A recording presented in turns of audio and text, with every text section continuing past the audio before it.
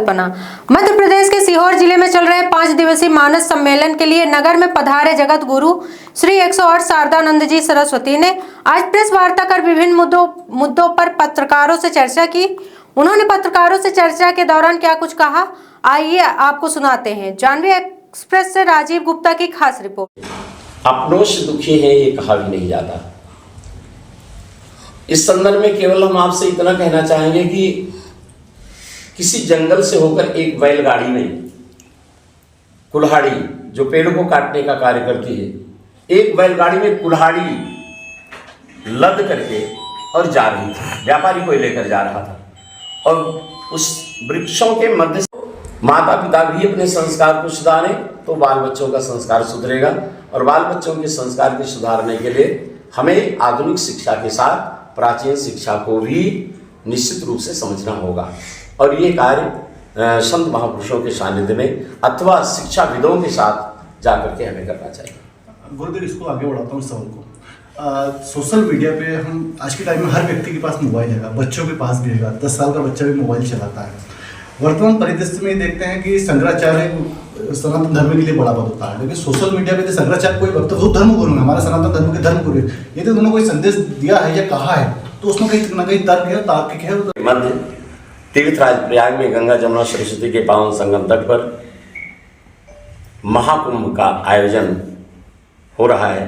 उत्तर प्रदेश सरकार जी जान से उसमें लगी हुई है समुचित व्यवस्थाओं के लिए, क्योंकि ऐसा अनुमान है कि लगभग 40-45 करोड़ लोगों के आने की संभावना है।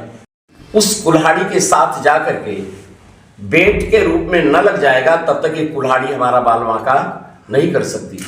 तात्पर्य कहने का यह है, सनातन धर्मावलंबियों को गंगा गीता गौ गोविंद गायत्री और गुरु की जो अक्षुण परंपरा है उसे बचाए रखने के लिए हम सनातन धर्मावलंबी सदैव तत्पर रहते हैं। लेकिन इन्हीं में से कुछ ऐसे लोग होते हैं जो दूसरे लोगों के साथ मिल करके हमारी जड़ों को काटने का कार्य कर रहे हैं।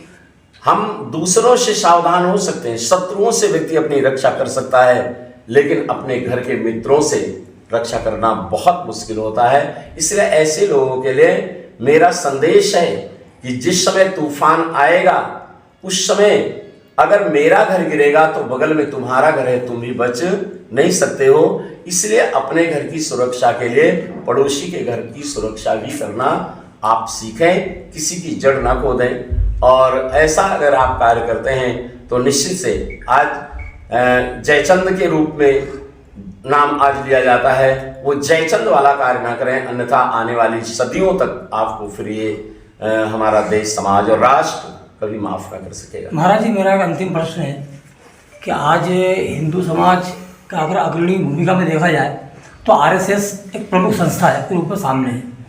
और आज आरएसएस के जो संघ प्रमुख हैं मोहन भागवत, और जिस तरह से समाज के पुरानी मस्जिदों को खुदाई हो रही है, मंदिर निकल रहे हैं, लेकिन इसी बात को लेकर मोहन भागवत ने भी अपने बयान में विरोध करा है कि मस्जिदें ना खोदी जाए।